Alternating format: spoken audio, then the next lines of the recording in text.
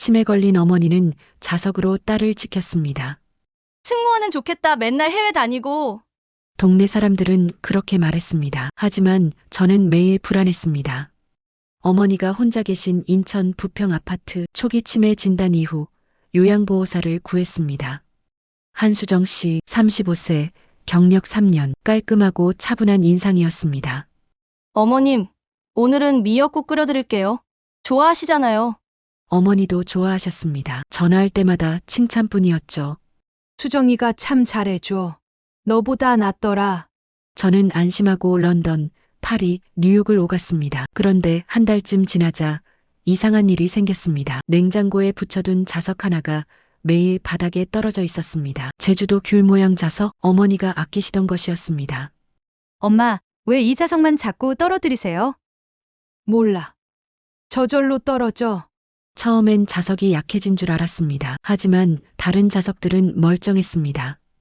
어느 날 택배 아저씨가 말했습니다. 댁어머니가 문 열 때마다 그 귤 자석 바닥에 던지시던데요? 네? 3번이나 봤어요. 일부러 떼서 던지시더라고요. 순간 소름이 돋았습니다. 어머니가 왜 그러셨을까? 다음 비행 전날 저는 어머니 방에 인형을 두고 왔습니다. 귀여운 곰돌이, 그 안에 소형 녹음기를 숨겼습니다. 3일 뒤 파리에서 돌아와 녹음 파일을 들었습니다. 아, 또 자석 던지셨네? 제발 좀 그만하시라니까요. 쿵, 아파요? 당연하죠. 말 안 들으시니까요. 손이 떨렸습니다. 더 들었습니다.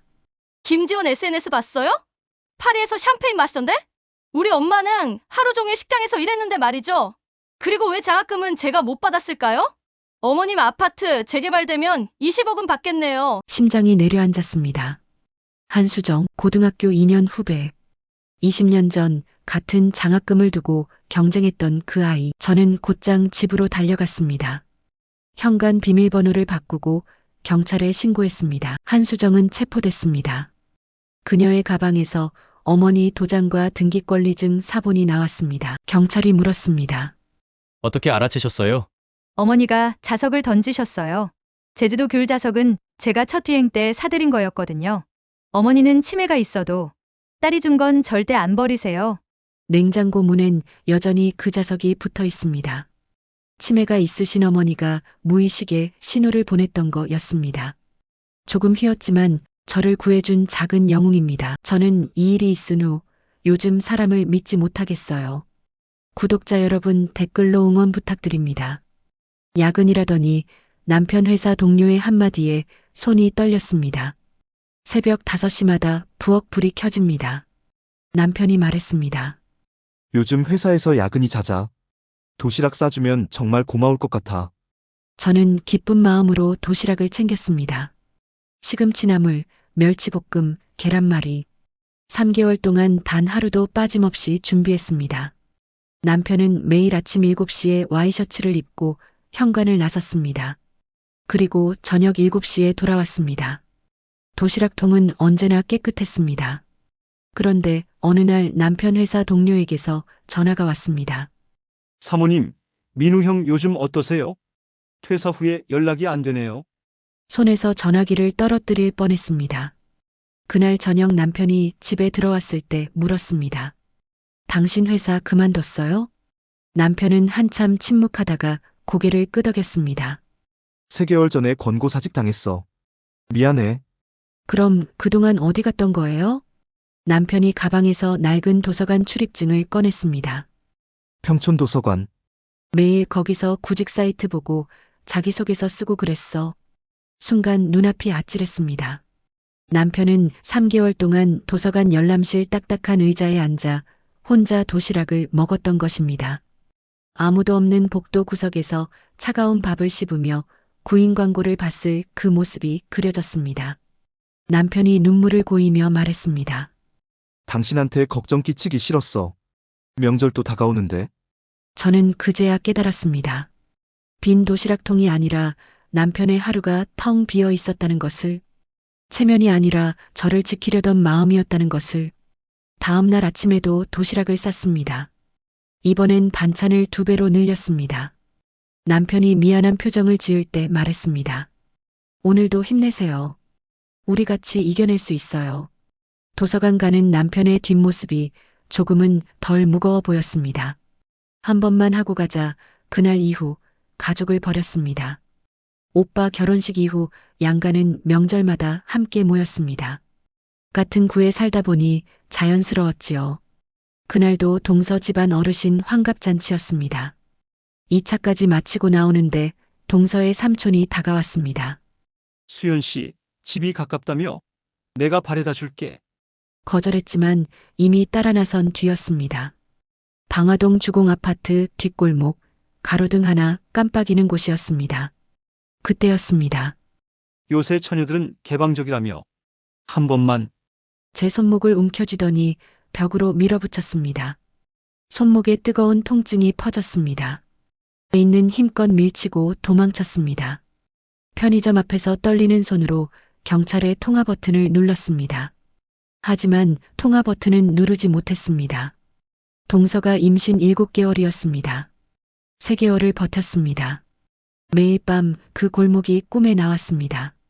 출근길 지하철에서 중년 남성만 보면 식은땀이 났습니다. 결국 휴직계를 냈습니다. 그러던 어느 날 엄마가 말했습니다. 이번 일요일에 동선의 집에서 밥 먹기로 했어. 저는 약속이 있어서요. 온 가족이 모이는 건데 내가 빠지면 안 되지. 더는 참을 수 없었습니다. 모든 걸 말하고 방화파출소로 향했습니다. 조사실에서 그 사람은 이렇게 말했습니다. 서로 좋아서 한 거 아닙니까? 제가 잘못 이해한 것 같은데요. 초범이라는 이유로 벌금 300만 원이 나왔습니다. 그 후 오빠는 명절에도 연락하지 않았습니다. 동서는 카톡 차단을 했습니다. 아버지는 한숨만 쉬었고 엄마는 말했습니다. 내가 조금만 참지 그랬니? 저는 가족 단톡방을 나왔습니다. 지금은 관악구 원룸에서 혼자 살고 있습니다. 매일 아침 운동을 하고 저녁엔 책을 읽습니다. 천천히 회복 중입니다. 누군가의 평화를 위해 당신의 아픔까지 덮지 마세요. 당신의 삶이 가장 중요하니까요. 좋아요, 구독 부탁드려요. 민수가 리나를 처음 데려온 날 저는 반대했습니다. 중개업체를 통한 결혼이라는 게 불안했습니다. 하지만 리나는 한국말을 곧잘했고 김치도 담갔습니다. 저는 천천히 마음을 열었습니다. 4년이 지났습니다. 민수네는 조용히 잘 살았습니다. 다툼도 거의 없었고 지우도 건강하게 자랐습니다. 지난달 지우 생일날이었습니다. 평택집 거실에 풍선을 붙이고 케이크에 초를 꽂았습니다. 민수가 지우를 안아올리며 말했습니다. 지우야, 5살 됐네. 우리 딸 생일 축하한다. 그 모습이 너무 행복해 보였습니다. 저도 모르게 눈물이 났습니다. 그런데 사흘 뒤였습니다. 리나가 사라졌습니다. 전화는 꺼져 있었고 문자도 읽지 않았습니다. 민수는 평택 경찰서까지 갔습니다. 그때 리나에게서 문자가 왔습니다. 미안해요. 이혼할게요. 더 이상 연락 안 했으면 좋겠어요. 저는 민수에게 물었습니다. 민수야, 너 리나한테 뭐 잘못한 거 없니? 솔직히 말해봐. 민수는 고개를 저었습니다. 아무것도 없어요, 엄마. 싸운 적도 없고 큰 소리 낸 적도 없어요. 그 말이 오히려 더 무섭게 느껴졌습니다. 며칠간 지우를 돌보면서 저는 이상함을 느꼈습니다. 하루 종일 지우 얼굴을 보니 우리 가족 얼굴이 하나도 안 보였습니다. 눈매도 코도 입도 낯설었습니다. 저는 조심스럽게 말했습니다. 민수야, 기분 나쁘게 듣지 말고 지우 병원에서 검사 한번 받아보면 안 될까? 민수는 깜짝 놀란 표정이었습니다. 엄마, 그게 무슨 말이에요? 제 딸이 아니라는 거예요. 일주일 뒤 결과가 나왔습니다. 친자 관계 아님. 민수는 말없이 서류만 쥐고 있었습니다. 4년간 아빠였던 사람의 눈빛이 흔들리고 있었습니다. 재검사도 했습니다. 역시 같은 결과였습니다. 지우는 우리 손녀가 아니었습니다. 민수는 안산에서 일하는 리나 동생을 찾아갔습니다. 형, 누나 2년 전에 한국 사람이랑 만났었어요. 결혼은 했는데 신고 안 했대요. 동생은 그 말만 하고 문을 닫았습니다. 리나에게 다시 연락했습니다. 답장은 짧았습니다. 지우는 내 딸 맞아요.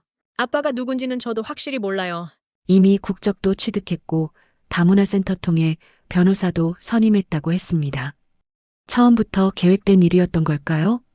여러분 댓글로 저희 아들 좀 응원해 주세요. 이혼 후 시어머니를 다시 만난 날 제 마음이 흔들렸습니다. 이혼한 지 2년이 지났습니다.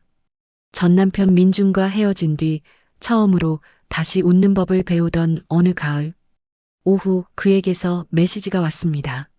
어머니가 알츠하이머래. 자꾸 내 이름만 부르셔. 한 번만 와줄 수 있어? 손가락이 떨렸습니다. 그 집으로 돌아간다는 건 상처를 다시 꺼내는 일이었으니까요. 하지만 전 남편 어머니는 달랐습니다. 친정 부모님을 일찍 여인 제게 어머니는 유일한 가족이었습니다.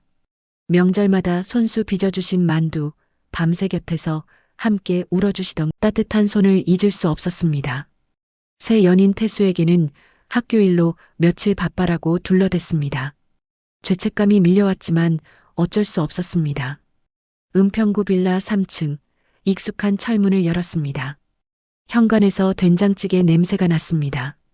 어머니가 달려나오셨습니다. 쭈글쭈글해진 얼굴에 눈물이 그렁그렁했습니다. 지윤아, 어디 갔었어? 엄마가 얼마나 기다렸는데. 품에 안겼습니다.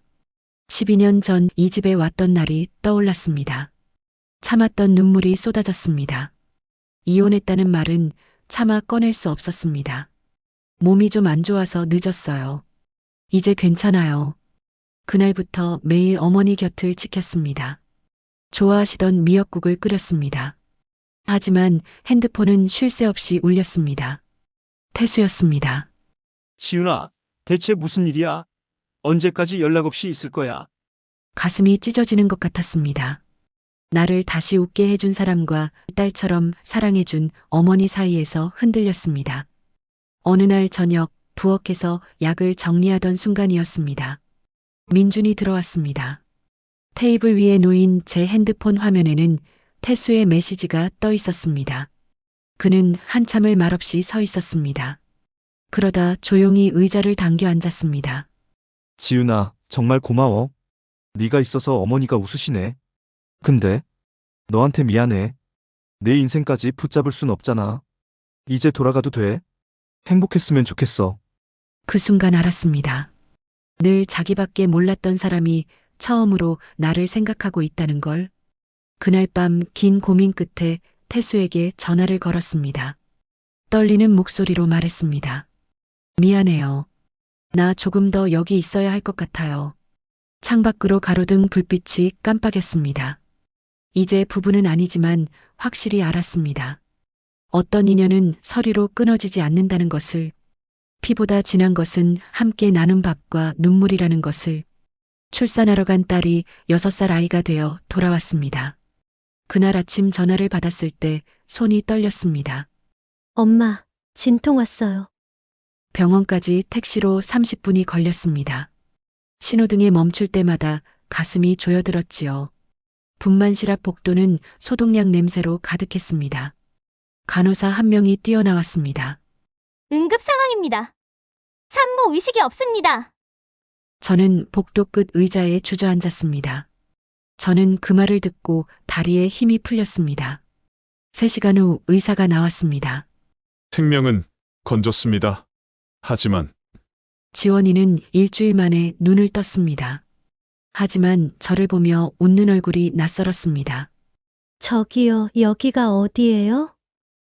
초등학교 3학년 담임을 맡았던 딸이었습니다. 이제는 숟가락 쓰는 법도 다시 배워야 했습니다. 민수는 처음 한 달간 병원에 왔습니다. 지원이 손을 잡고 있었지요. 괜찮아질 거예요, 여보. 그러나 2달째부터 연락이 뜸해졌습니다. 석 달째엔 변호사 명함을 건넸습니다. 장모님, 저도 제 인생이 있습니다. 서연이는 제가 키우겠습니다. 그날 이후 연락이 끊겼습니다. 지원이는 아침마다 핸드폰을 들었습니다. 오빠한테 전화해야지. 하지만 딸은 남편 번호를 기억하지 못했습니다. 통화 기록을 찾아 눌러도 받지 않았습니다. 그래도 매일 시도했습니다. 작년 가을 의료소송을 시작했습니다. 변호사는 고개를 저었습니다. 입증이 어렵습니다. 1심에서 졌습니다. 항소했지만 결과는 같았습니다. 6년간 모은 식당 수익금이 바닥났습니다. 지난달 민수 부모님이 찾아왔습니다. 거실 소파에 앉아 서류를 내밀었습니다. 협의 이혼하세요. 그럼 우리 딸은 어떻게 살라고요? 각자 살 길 찾아야죠. 그 말을 듣는 순간 숨이 막혔습니다.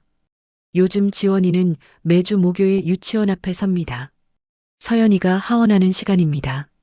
담장 너머로 손녀를 봅니다. 우리 서연이 예뻐라. 서연이는 지원이를 모릅니다. 그저 웃으며 지나갈 뿐입니다. 그래도 오늘 아침 지원이는 웃었습니다.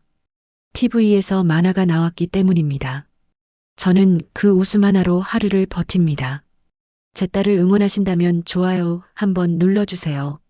58살 생일 일주일 전이었습니다. 우리 이제 그만 살자. 된장찌개를 떠먹던 손이 멈췄습니다. 32년 결혼 생활, 그 긴 시간이 한순간에 무너지는 느낌이었습니다. 남편은 차분했습니다. 마치 오래전부터 준비해온 대사처럼요. 생활비는 단 한 번도 제대로 준 적이 없었습니다. 그래서 저는 동네 학원에서 중학생들 수학을 가르쳤습니다. 남편의 외도는 이번이 처음이 아니었습니다. 결혼 10년 차, 15년 차, 23년 차, 3번 모두 시어머니 박순자 여사가 저를 설득했습니다.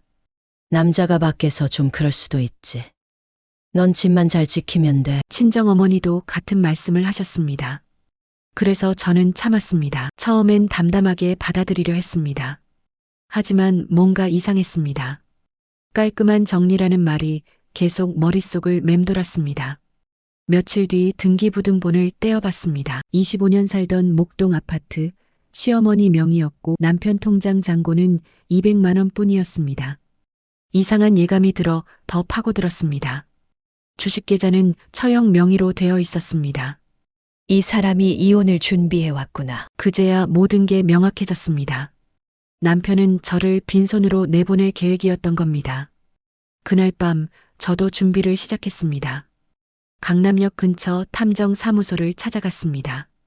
남편 뒤를 3개월만 따라주세요. 탐정 2명이 움직이기 시작했습니다.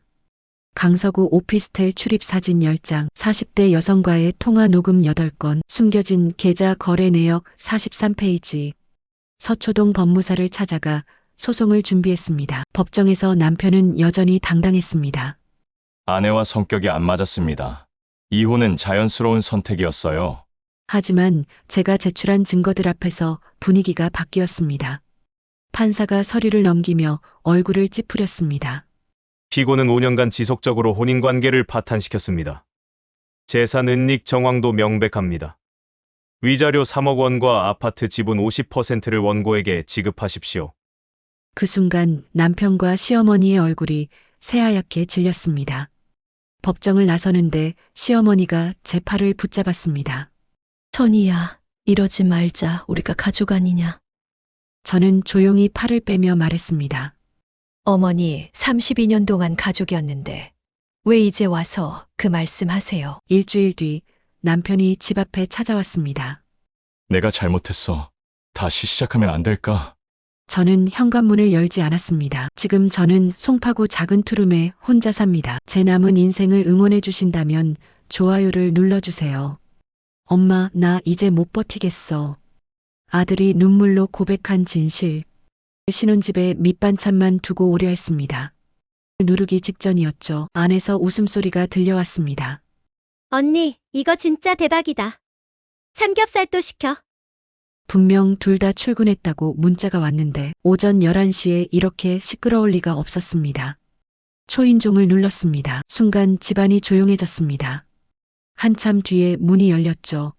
어머님, 오늘 오신다고 말씀 안 하셨잖아요. 며느리 뒤로 낯선 여자 둘이 보였습니다. 거실 소파엔 중년 부부까지 4명이 한낮부터 배달 음식을 펼쳐놓고 있었어요. 오늘은 회사 안 갔어? 아, 회사요? 그만뒀어요. 저 임신한 것 같아서. 임신 소식도 저한테 미리 말 안 했더군요. 뭔가 이상했지만 그냥 웃으며 반찬만 두고 나왔습니다. 아들이 퇴근하고 집에 찾아왔어요. 얼굴이 많이 상해 있었습니다. 엄마, 나 요즘 미치겠어. 예린 씨가 아들 통장에서 매일 돈을 빼간다고 했습니다. 월급 500만 원 중에 400만 원을 본인 계좌로 이체하고 30만 원만 아들에게 용돈처럼 준답니다. 회사 앞 편의점 CCTV까지 확인했대요. 내가 여직원이랑 점심 먹는지. 더 기가 막힌 건 그 다음이었습니다. 예린이 대학 졸업장 가짜예요. 결혼 전에 성균관대 경영학과 졸업했다고 했는데 2학년 때 자퇴했더랍니다. 백화점 VIP 라운지도 6개월 계약직이었고요. 그 순간 모든 게 이해됐습니다. 처음부터 계획된 결혼이었던 겁니다. 석 달 뒤였습니다. 며느리가 프리미엄 네일샵 창업한다며 아들에게 8천만 원을 요구했습니다. 임신도 거짓이었고 그냥 돈이 필요했던 거죠. 엄마, 안 주면 이혼하래요. 위자료 받아낼 수 있대요. 결국 아들이 대출받아서 줬습니다. 그런데 2달 만에 가게 문을 닫았어요. 적자 나서 접었어요. 빌린 돈 돌려달라고 하니까 이렇게 말했답니다. 차용증 없는데 무슨 돈이요? 그냥 생활비 쓴 거죠. 결국 두 사람은 결혼 1년 만에 법원에 섰습니다. 하지만 결과는 참담했죠. 며느리 측 변호사가 준비를 철저히 했더군요. 남편의 경제적 학대와 정서적 폭력을 주장하며 오히려 아들이 위자료 1,000만 원을 물었습니다. 엄마, 내가 바보였어요. 아들이 제 앞에서 처음 울었습니다. 32살 남자가 이렇게 무너지는 모습을 본 건 처음이었어요. 그날 이후로 알았습니다. 세상엔 진심보다 계산이 빠른 사람들이 있다는 것을. 제 아들을 응원해 주신다면 좋아요 부탁드려요. 결혼식 날 시어머니와 형수가 신부를 폭행했습니다. 결혼식 1시간 전이었습니다. 저는 서울 강남의 한 예식장 신부 대기실에서 메이크업을 받고 있었습니다.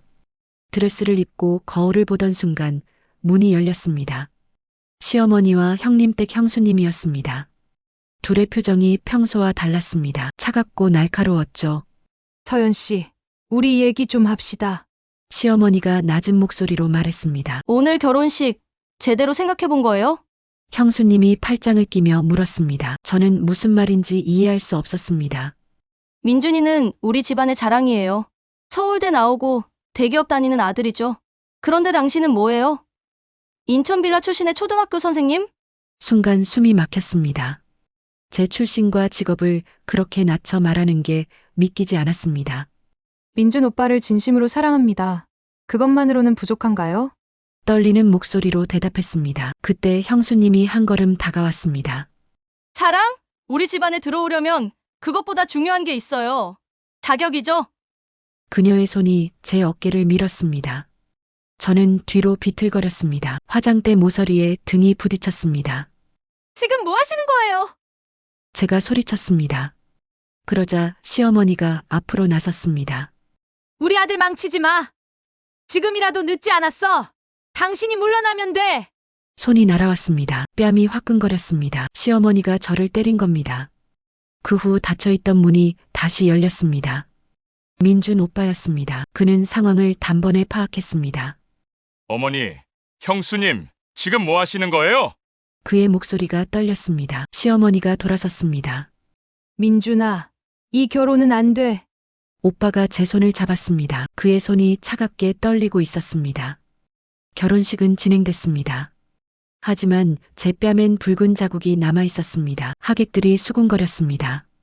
신부 화장이 번진 이유를 모두가 눈치챘죠. 식이 끝난 뒤 저희는 경찰서로 향했습니다. 폭행죄로 고소장을 제출했습니다. 석 달 뒤 법원의 판결이 나왔습니다. 시어머니는 벌금 150만 원, 형수는 폭행방조로 벌금 80만 원이었습니다. 민준 오빠는 그날로 가족과 연락을 끊었습니다. 우리 둘이 새로운 가족이야. 이제 다시는 그런 일 없을 거야. 오빠가 제 손을 꼭 잡으며 말했습니다. 저는 고개를 끄덕였습니다. 그날 대기실에서 맞은 뺨은 지금도 가끔 욱신거립니다. 하지만 그 아픔은 제게 한 가지를 가르쳐줬습니다. 진짜 가족은 피가 아니라 선택으로 만들어진다는 것을요. 저를 응원하신다면 화면을 2번 터치해주세요. 4년 동안 숨긴 며느리의 비밀. 어머니, 이번 추석에 저랑 친정 한번 다녀와요.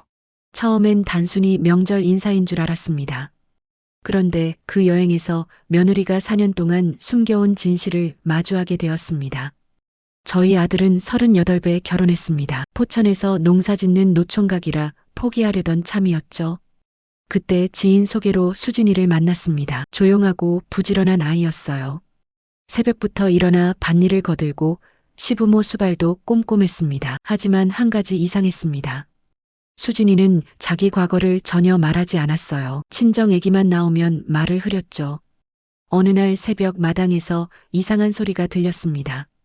밖을 보니 수진이가 쪼그려 앉아 흐느끼고 있었어요. 손엔 낡은 사진 한 장이 쥐어져 있었습니다. 제가 다가가자 수진이는 황급히 사진을 주머니에 넣었죠.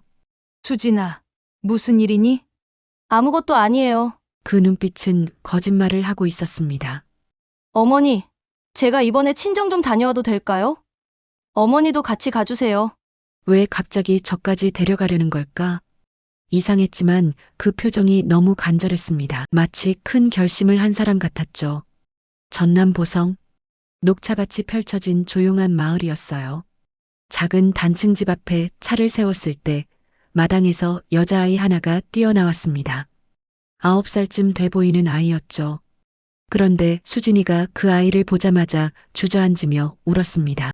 엄마! 아이가 수진이 품에 안겼어요. 저는 그 자리에 얼어붙었습니다. 어머니, 죄송해요. 이 애가 제 딸이에요. 목소리가 떨렸습니다.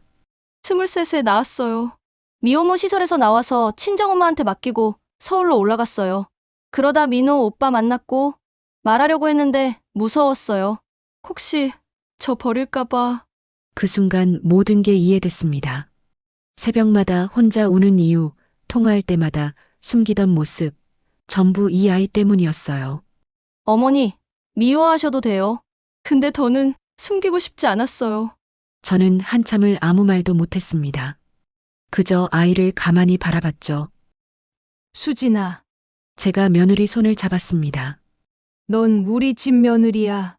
그러니 이 애도 이제 내 손주다. 수진이가 그 자리에서 무너져 울었어요. 얼마나 무서웠을까, 얼마나 외로웠을까. 그 마음을 생각하니 가슴이 미어졌습니다. 내년 봄엔 예린이를 데려와 함께 살 계획입니다. 마을 사람들이 뭐라든 상관없습니다. 가족이니까요. 댓글로 응원 한마디 부탁드려요. 시계 하나 때문에 이혼했어요. 저는 초등학교 교사입니다. 3년 연애 끝에 결혼을 결심했습니다. 예비 남편은 성실한 회사원이었고 데이트할 때마다 제 이야기를 끝까지 들어주는 사람이었죠. 그런데 청첩장을 돌리던 날 그가 이상한 말을 꺼냈습니다. 형수가 우리 형한테 오메가 시계 선물했대. 나도 그런 거 하나쯤은 받고 싶다. 농담인 줄 알았습니다. 하지만 그의 눈빛은 진지했습니다. 준혁아, 그건 1,800짜리야. 우리 전세금 대출 갚는 것도 빠듯한데. 그가 한숨을 쉬었습니다. 남자도 로망이 있는 거 아니야? 결혼식 날 멋진 시계 차고 싶다는 게 그렇게 이상해? 그날 이후 그는 시계 이야기만 반복했습니다. 혼수 장만은 더 가관이었습니다. 자기가 책임지겠다던 사람이 이케아 B급 제품과 중고나라 세탁기를 골랐습니다. 할인 전단지를 뒤지고 전시품 스티커를 확인하는 모습을 보며 저는 생각했습니다. 생각보다 알뜰하네. 그렇게 스스로를 설득했습니다. 혼수 정산을 끝낸 날이었습니다. 남은 돈 200만 원을 보더니 그가 밝게 웃었습니다. 서연아, 이 돈으로 우리 부모님 온천 여행 보내드리자. 나 때문에 고생하셨잖아. 이미 시부모님께 말씀드렸다고 했습니다. 저는 할 말을 잃었습니다. 결혼식 당일 드레스룸에서 준비를 마친 그가 제게 다가왔습니다. 다 좋은데 손목이 너무 허전하네. 또 시계 이야기였습니다. 저는 참았던 말을 꺼냈습니다. 이제 그만 좀 해. 우리 결혼식이잖아. 그가 어깨를 으쓱했습니다. 장난이야. 장난. 뭘 그렇게 심각하게 받아들여? 주례 선생님 말씀이 귀에 들어오지 않았습니다. 신혼여행은 괌이었습니다. 도착하자마자 그는 면세점으로 직행했습니다. 시계 매장 앞에서 그가 멈춰섰습니다. 쇼케이스에 진열된 오메가 시계를 한참 바라보더니 그가 중얼거렸습니다. 이번 생은 글렀나 봐. 짭이라도 사야겠네. 그 순간 모든 게 명확해졌습니다. 이 사람에게 저는 없었습니다. 우리 이혼하자. 아니, 혼인신고 안 했으니 그냥 헤어지자. 그가 코웃음을 쳤습니다. 뭐야? 시계 하나 때문에 이러는 거야? 너 너무 예민한 거 아니야? 저는 침착하게 답했습니다.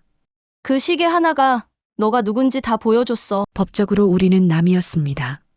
일주일 후 그에게서 카톡이 왔습니다. 그만 삐지고 들어와. 저는 짧게 답장했습니다. 결혼은 서류가 아니라 마음이야. 우린 한 번도 결혼한 적 없어. 결혼 준비 과정에서 실망을 너무 많이 했습니다. 제가 잘한 선택이라고 생각하신다면 좋아요 한번 눌러주세요.